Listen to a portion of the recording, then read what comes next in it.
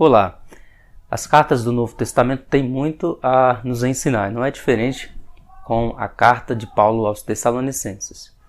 Hoje eu quero te convidar a estar alguns minutos aqui comigo, onde nós estaremos dando continuidade ao nosso estudo sobre a carta do apóstolo Paulo aos irmãos da igreja de Tessalônica. Nós já temos uma série de estudo aqui, falando sobre essa epístola, contexto histórico, e aí nós temos feito a exposição do capítulo 1 ao capítulo 4. Hoje nós estaremos dando início ao estudo do capítulo 5, onde nós estaremos falando sobre o ladrão da meia-noite. É uma expressão, uma figura de linguagem que mostra o tratamento de Deus com a humanidade e como se dará o dia do juízo. Quando, como e qual a relação do dia do Senhor com todo o contexto histórico, qual a relevância desse estudo para mim e para você. Eu me chamo Josué Silva e você está no meu canal. Se esse vídeo for útil para você, você pode nos ajudar se inscrevendo, deixando seu like e compartilhando para o maior número de pessoas. Quero compartilhar com você o texto sagrado. Vou estar lendo na Almeida, século 21, e eu estarei compartilhando com você o texto para que nós estudamos junto a palavra do Senhor.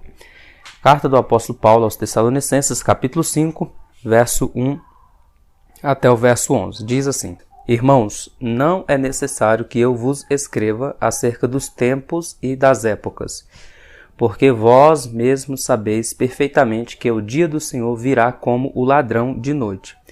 Quando estiverem dizendo paz e segurança, então de repente a destruição lhes sobrevirá como dores de parto a uma mulher grávida, e de modo nenhum escaparão. Mas vós, irmãos, não estáis nas trevas, de modo que aquele dia vos surpreenda como um ladrão. Porque todos sois filhos da luz e filhos do dia, não somos da noite nem das trevas. Portanto, não durmamos como os demais, mas estejamos atentos e sejamos sóbrios. Porque os que dormem, dormem de noite, e os que se embriagam, embriagam-se de noite. Mas nós, visto que somos do dia, sejamos sóbrios, vestindo a armadura da fé e do amor, tendo por capacete a esperança da salvação. Porque Deus não nos destinou para a ira, mas para alcançarmos a salvação por nosso Senhor Jesus Cristo, que morreu por nós, para que, quer atentos, quer dormindo, com Ele vivamos. Por isso, aconselhai-vos e edificai-vos mutuamente, como de fato já estáis fazendo. É bem verdade que há uma diferença entre o cristão que aguarda a volta de Cristo e as pessoas do mundo, da sociedade que estão além das verdades bíblicas. É isso que Paulo tenta demonstrar nessa seção de texto. O propósito do apóstolo Paulo a escrever a carta dele aos Tessalonicenses é encorajar os irmãos, como nós já temos visto aqui, a viverem em santidade. Ele vai tratar isso no capítulo 4, que cada um saiba manter o vosso vaso em santidade e honra, como nós vimos, pode ser uma dupla referência à vida pessoal em santidade, como o zelo do marido para com a esposa, esforçando-se para apresentá-la santificada a Cristo e amando a sua esposa, privando-se então do adultério e da traição. E ele adverte que Deus é vingador de tais coisas. Então, em meio ao paganismo, o apóstolo Paulo tem a intenção de encorajar a igreja do Senhor a viver em santidade. Ele faz essa proposta destacando alguns contrastes e mostrando a diferença entre os cristãos e os não salvos. Ele começa então no verso de número 1 e 2 falando acerca do conhecimento e da ignorância. Os cristãos, os servos de Deus, eles têm conhecimento porque Deus já nos deixou isso revelado em sua palavra. O verso 1 ele vai falar que não é necessário que ele vos escreva acerca dos tempos e das épocas, talvez uma referência àquilo que Jesus fala lá no livro de Atos, capítulo 1, versículo 8, aos discípulos que perguntaram se seriam naquele tempo que Jesus restauraria o reino a Israel. E Jesus responde: Não vos compete saber o tempo e as épocas ou estações que o Pai estabeleceu pelo seu próprio poder. E aí ele encoraja os discípulos a ficarem em Jerusalém até que do alto fossem revestidos de poder. No verso de número 2, Paulo vai falar que vós mesmos sabeis perfeitamente que o dia do Senhor virá como o ladrão de noite. É importante notar aqui que essa expressão tempos e épocas, como nós já falamos, talvez seja uma referência ao período em que Cristo viria restaurar a sorte de Israel como nação, como centro, onde ele estabeleceria o seu reino messiânico para que a partir de Israel ele controlasse, governasse, regesse todas as nações. Mateus capítulo 24, versículo de número 36 ao 39, a Bíblia vai nos falar que esse dia do Senhor, que é um período de grande tribulação, que abarca o arrebatamento da igreja, o período tribulacional e o milênio, então não é um dia de 24 horas, como nós vamos ver aqui, é um período de tempo que Deus estabeleceu para julgar o mundo, para estabelecer o seu reino, o evangelho do reino, para estabelecer a sua aliança e o seu reinado messiânico, restaurando então a terra, restaurando então aquilo que precisa ser restaurado. Então não é um dia de 24 horas. Vejam que Mateus 24, 36 nos diz que quanto ao dia e à hora ninguém sabe, nem os anjos do céu, nem o Filho, senão somente o Pai. Pois a vinda do Filho do Homem será na semelhança dos dias de Noé. Porque nos dias anteriores ao dilúvio, comiam, bebiam, casavam-se, davam-se em casamento, até que Noé entrou na arca e não deram conta, até que veio o dilúvio e levou a todos, assim também será a vinda do Filho do Homem. Jesus, ele vai usar em alguns momentos a expressão, a figura de linguagem, o exemplo do ladrão da meia-noite, o ladrão que vem quando alguém menos espera, e o ladrão quando vem, ele vem com o propósito de ser rápido, ser objetivo e levar aquilo que tem de maior valor. Aqui, o dia do Senhor também é apresentado desta maneira. O dia do Senhor é um período em que Deus, portanto, julgará o mundo e castigará as nações. Ao mesmo tempo, Deus estará preparando Israel para a volta visível de Cristo à terra, a fim de estabelecer o seu reino milenial. Um texto no profeta Amós, capítulo 5, versículo 18 em diante, textos como o texto do profeta Joel, capítulo de número 2, versículo 1 em diante, Sofonias, capítulo 1, versículo 14 ao 18, e Isaías 2, 12 até o 21, nós vamos encontrar nessas citações descrições desse período importante. Outra expressão para o dia do Senhor é a expressão tempo de angústia para Jacó, encontrado em Jeremias 30, versículo 7. Lembrando que as profecias ela tem um caráter de dupla referência, ou seja, ela se aplica a um contexto histórico geralmente imediato, mas também aponta para verdades que viriam no futuro. Vamos para um texto aqui do profeta Sofonias, capítulo 1, versículo 14 ao 18, que vai descrever aspectos do dia do Senhor. Ele diz que o grande dia do Senhor está próximo e virá depressa. Atenção, o dia do Senhor, em primeiro lugar, é amargo, até o homem poderoso clamará. É dia de indignação, dia de tribulação e de angústia, dia de tumulto e de destruição, dia de trevas e de escuridão, dia de nuvens e de negridão, dia de trombeta, gritos de guerra contra as cidades fortificadas, contra as torres altas. Afligirei o homem, e eles andarão como cegos, porque pecaram contra o Senhor. Seu sangue se derramará como pó e a sua carne como esterco. Nem a sua prata, nem o seu ouro poderá livrá-los no dia da indignação do Senhor. Mas toda a terra será devorada pelo fogo do seu zelo, porque certamente fará uma destruição total e repentina de todos os moradores da terra. Então veja que o contraste aqui é mostrar que no dia do Senhor os poderosos não poderão se livrar pelo seu poder aquisitivo, nem tampouco pela sua influência. Isso não vai valer nada e não há nada que possa livrar o homem da ira de Deus. Por exemplo, nós temos poderosos hoje construindo aqueles bunkers para se esconder dentro da terra. Mas lá em Apocalipse diz que no dia da manifestação do Senhor, os homens se esconderão dentro das cavernas e dirão aos montes: caia sobre nós, para que nós fujamos da presença da ira do Cordeiro. Então é impossível fugir da ira de Deus, assim como é impossível não ser alcançado pela graça de Deus, pela sua misericórdia, também será impossível fugir da ira do Senhor que virá para trazer justiça sobre a terra. O texto do profeta Isaías vai nessa direção também. Isaías capítulo 13, versículo 9 a 11 diz que já vem o dia do Senhor, é dia horrível, com furor e ira ardente para destruir a terra e dela exterminar os pecadores. As estrelas dos céus e as suas constelações não deixarão brilhar a sua luz. O sol escurecerá ao nascer e a lua não fará resplandecer a sua luz. Punirei o mundo por sua maldade e os ímpios pelo seu pecado. Acabarei com a arrogância dos orgulhosos e abaterei a soberba dos cruéis.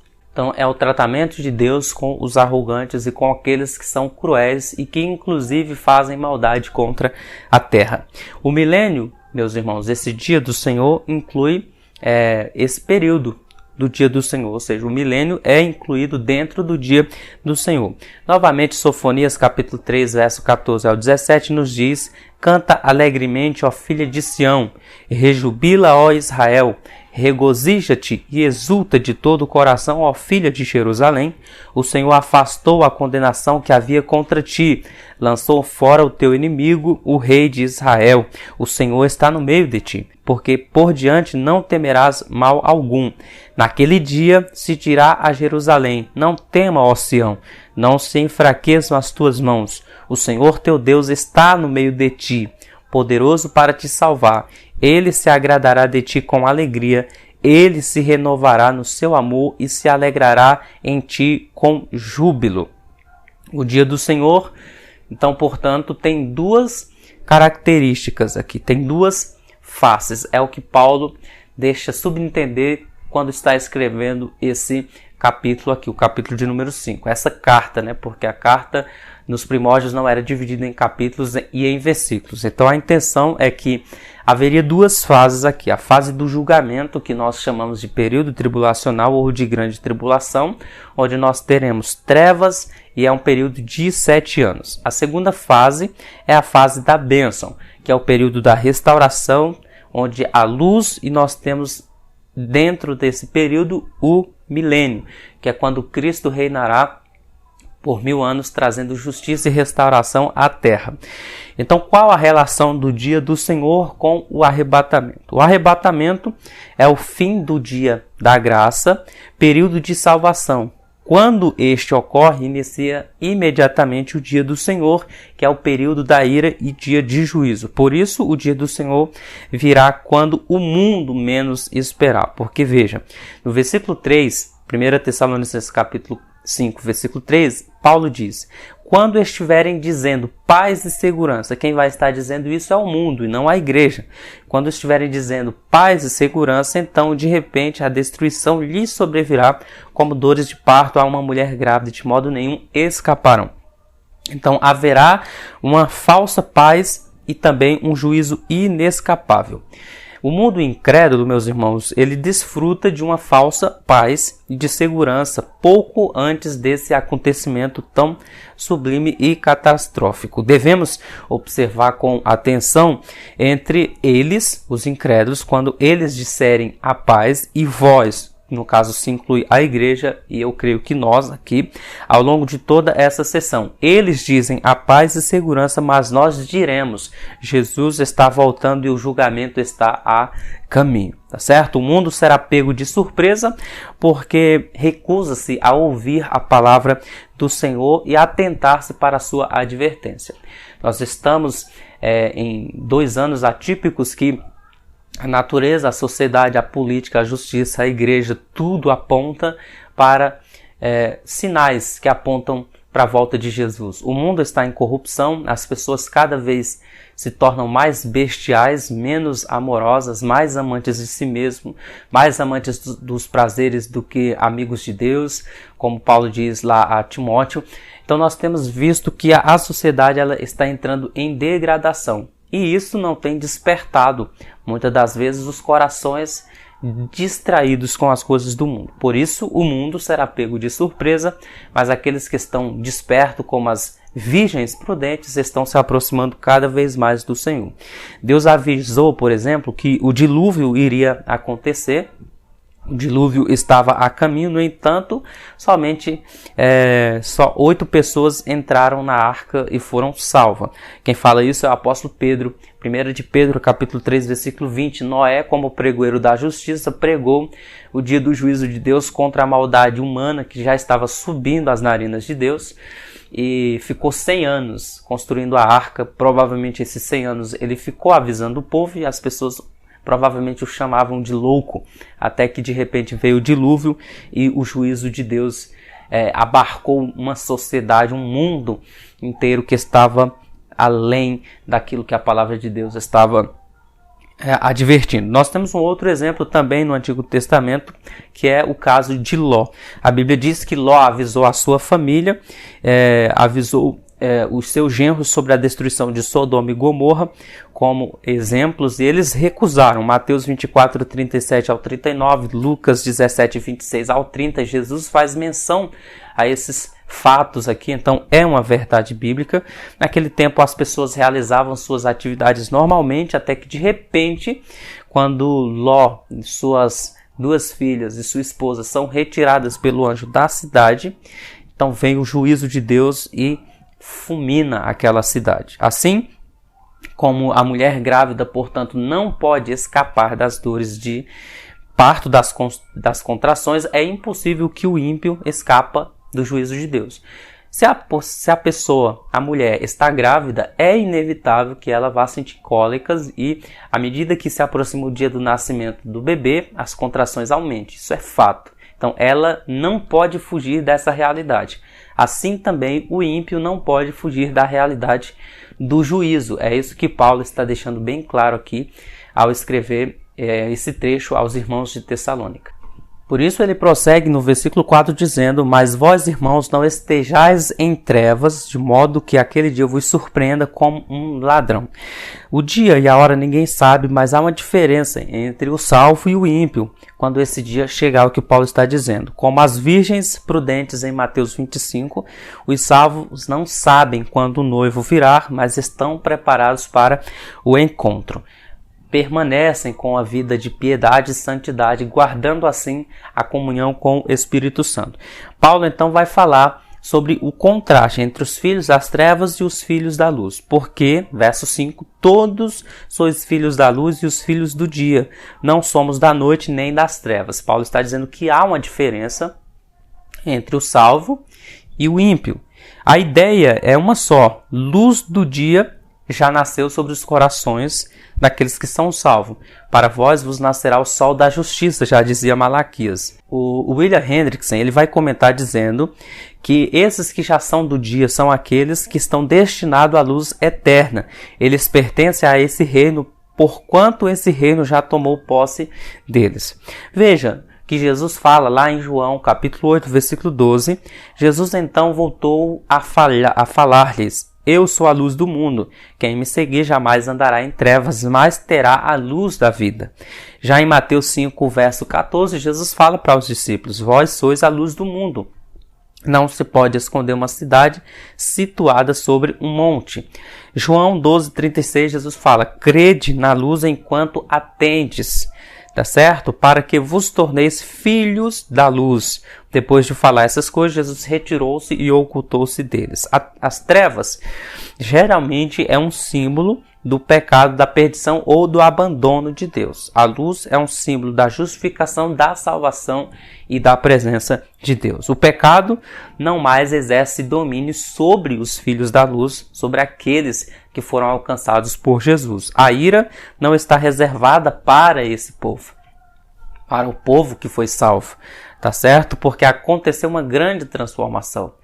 A ira vem sobre os filhos das trevas, era o que éramos antes de Cristo. Jesus nos salva e aí passamos a ser filhos do dia ou filhos da luz. Portanto, a ira não virá sobre os filhos da luz, mas sobre os filhos das trevas. Efésios 5:8, pois no passado éramos trevas, mas agora sois luz no Senhor. Portanto, andais como filhos da luz. Então, é uma realidade. Há uma diferença entre o cristão salvo e entre o ímpio. Por isso, é muito preocupante quando nós não conseguimos ver uma distinção entre aqueles que frequentam uma igreja e aqueles que frequentam uma balada. Tem que haver essa diferença. Somos filhos de um Pai Santo e a santificação é que nós carreguemos o DNA, se é que eu posso usar essa palavra, do nosso Pai.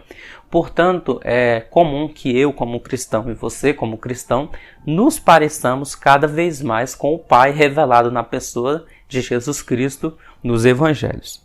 Ele vai falar do versículo 6 ao 8, Paulo, ainda sobre esse contraste, ele vai falar sobre sobriedade e embriaguez. Enquanto os filhos das trevas vivem uma espécie de embriaguez, os filhos da luz vivem sóbrios, ou seja, despertos quanto àquilo que virá. Já não se pode responder sobre o dia e a hora da volta do Senhor. Então, como nos preparar? Paulo dá algumas respostas. Em primeiro lugar, estar vigilantes e atentos. Portanto, não durmamos como os demais, mas estejamos atentos e sejamos sóbrios. A palavra dormir, que Paulo está usando aqui, é no sentido diferente do capítulo 4, versículo 13 ao 15, porque na sessão anterior Paulo fala da morte e usa um eufemismo para falar da morte, que é sono. Ele diz, acerca dos que dormem, não quero que vocês sejais ignorantes, porque os que morreram em Cristo ressuscitarão primeiro, e depois nós, os que ficarmos vivos, seremos arrebatados e transformados mediante a voz do arcanjo, a trombeta de Deus, e por aí vai. Então, no capítulo 4, versículo 13 ao 15, Paulo está usando o eufemismo para morte, morte real, morte literal, e ele diz que os que morreram em Cristo estão dormindo. Aqui ele fala, no versículo 6, irmãos, já que sois filhos da luz, não durmamos como os demais. Aqui é literal, dormir no sentido de estar ignorante acerca das coisas do fim.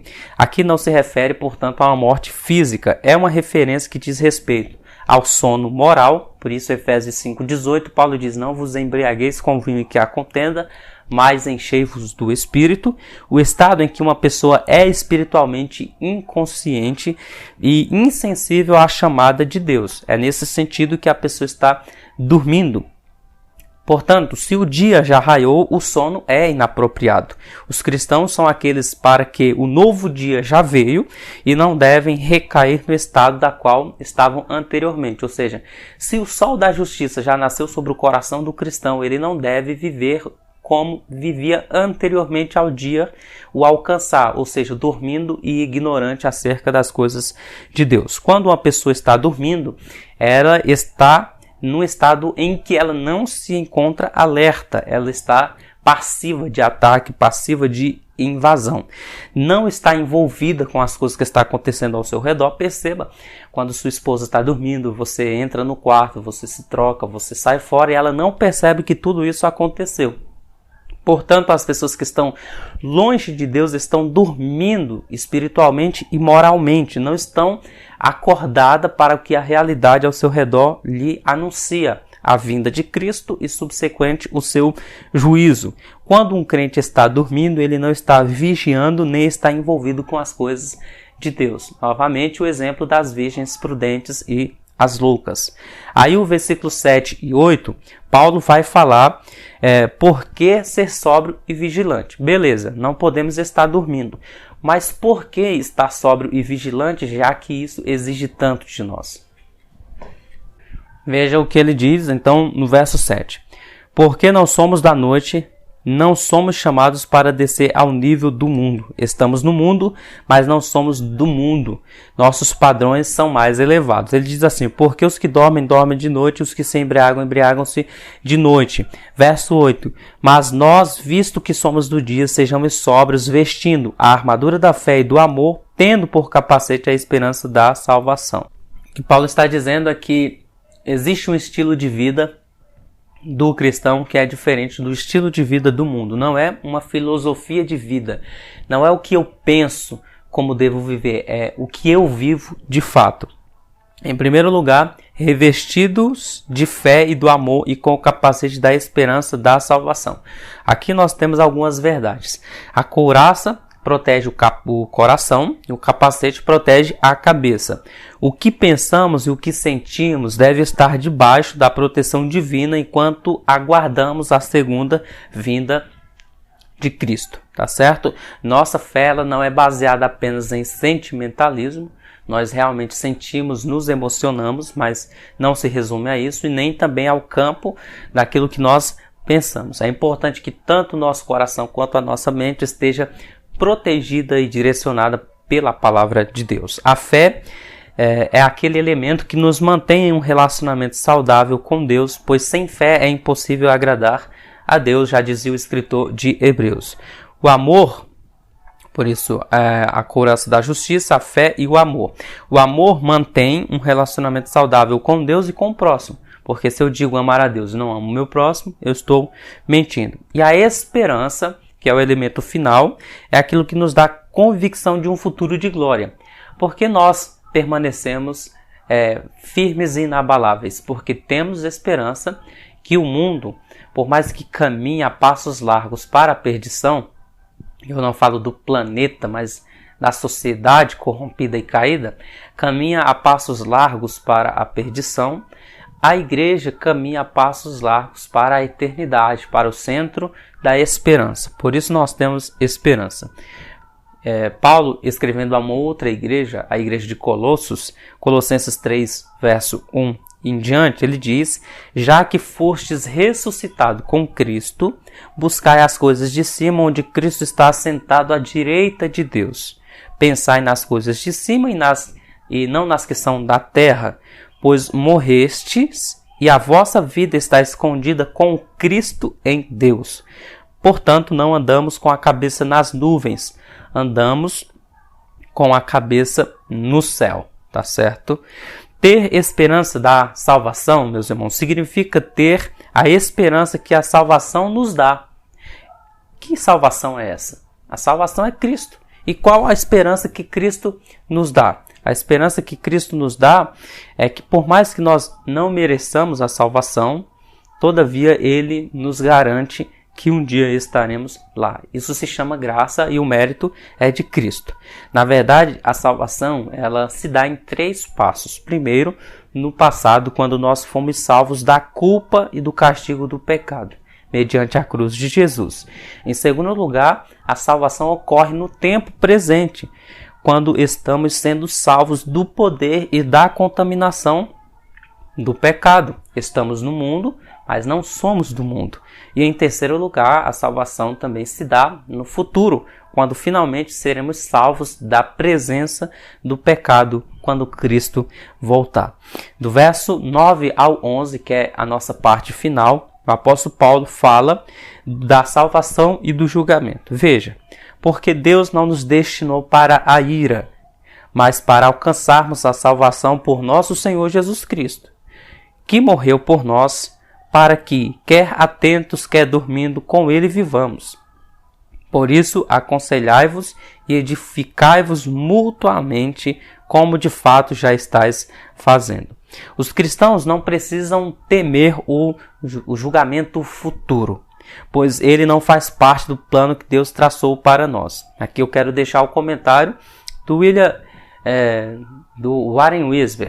Warren Wiersbe ele diz que os que aceitam a Cristo terão de passar pelo dia do Senhor, o período dia de julgamento que Deus enviará sobre a terra. É uma pergunta. Ele diz: creio que não. Os versículos como 1 Tessalonicenses 1 e 10 e capítulos 5 e 9 parecem confirmar essa convicção. Os cristãos sempre passam por períodos de tribulações. Isso é fato. Que isso faz parte da vida cristã. Nós temos textos como João 15, 18 ao 27, João 16, 33 e outros textos que nos mostra que os cristãos enfrentam provações e perseguições. né? Jesus fala, ó, no mundo tereis aflições, isso é fato, mas não passarão pela grande tribulação preparada para o mundo ímpio, porque essa tribulação tem um caráter diferente. Primeiro, antes de falarmos sobre esse caráter da tribulação, vamos ver o caráter da igreja. Primeiro, a igreja é o corpo de Cristo e Cristo é o cabeça da igreja, segundo Paulo escreve aos Colossenses, capítulo 2, versículo 17 ao 19. Portanto, quando Cristo morreu na cruz, Cristo levou sobre si todo o julgamento divino necessário para que fôssemos salvos. Ele prometeu que jamais teríamos de experimentar a ira de Deus. João 5, versículo 24. Que aqueles que não creem permanecem sobre ele a ira de Deus, mas aqueles que creem saem da ira e passam para o seu amor. João 5, 24 diz, ó, em verdade vos digo que quem ouve as minhas palavras e crê naquele que me enviou tem a vida eterna e não vai a julgamento, mas passou da morte para a vida. O dia do Senhor é um dia de ira, a ira de Deus. E parece desnecessário e contrário à justiça de Deus a igreja ter de passar por tal experiência, na opinião de Warren Wiersbe, e também eu creio dessa forma. A promessa da volta iminente de Cristo é um outro caráter importante aqui. Iminente significa prestes a acontecer. Não é preciso ocorrer alguma coisa antes de Cristo voltar, a não ser o chamado da última pessoa que será salvo e completará o corpo de Cristo. Se Cristo só viesse nos buscar no final do período da tribulação, todos saberíamos quando ele viria, pois a sequência, os sinais dos tempos são descritos em Apocalipse 6 e 19. Está ali tudo descrito. Convém observar que entre Apocalipse capítulo 4 e o capítulo 22, 13, o termo igreja não é usado sequer uma vez. Ou seja, a ideia é de que a igreja não está num período de tribulação porque não se menciona a igreja. Também é interessante notar que Paulo vivia na expectativa de ver Cristo, pois ao tratar dessa doutrina, conjuga os verbos na primeira pessoa do plural. Nós, os que ficarmos vivos e coisas do tipo. O apóstolo João também tinha essa mesma visão e encerra seu livro com a oração. Amém, ora vem Senhor Jesus, em Apocalipse 22, verso 20. O verso 10 aqui do capítulo 5 de 1 Tessalonicenses vai nos falar basicamente que nós vivemos com Cristo em vida e quando morrermos, viveremos com Ele eternamente, pois ressuscitaremos. O que resulta de tudo isso é o que Paulo fala no versículo 11, nós encerramos aqui o nosso estudo. Por isso, aconselhai-vos e edificai-vos mutuamente, como de fato já estáis fazendo. Todo esse ensino, toda essa verdade do dia do Senhor, que creio eu virá após o período do arrebatamento, nos traz, primeiro, motivo de consolo. Jesus ressuscitou. Segundo lugar, os que morreram em Cristo ressuscitarão também. Terceiro lugar, Jesus vai nos arrebatar. Por isso nós nos consolamos quanto ao dia do Senhor. Em quarto lugar, esse Jesus que virá nos livra da ira vindoura. Ira do homem, ira do anticristo, ira das perseguições, não apenas essa, mas a ira de Deus. Cristo nos livra da ira de Deus, porque ele já sofreu essa ira de Deus por nós na cruz. E em quinto lugar, nos encontraremos todos os salvos, obviamente, novamente. Por isso, nós temos consolo. Recapitulando tudo o que vimos até aqui, o Senhor virá, arrebatará a sua igreja. O mundo, então, passará a desfrutar de uma falsa paz e uma falsa esperança. Então, como um ladrão que surpreende a todos, a ira de Deus será derramada sobre o mundo. Quando disserem paz e segurança, lhes sobrevirá repentina destruição. Esse é o dia do Senhor. O dia em que Deus vai tratar com todos os soberbos, todos os arrogantes e vai julgar cada gota de iniquidade que é despejada diariamente sobre a terra por meio dos homens, por meio das mulheres que desonram a Deus, desonram os seus pais, desonram as autoridades, a sociedade.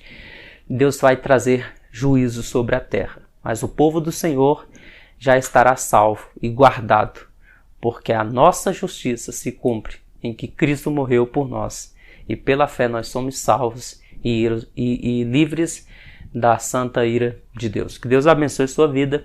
Espero que de alguma forma esse estudo tenha edificado a sua vida. Se foi útil para você, deixe seu comentário, compartilhe com mais pessoas. Que Deus, com sua bondade, te guarde. E até o nosso próximo encontro, se assim Deus nos permitir. Beijo fraterno no seu coração e até lá.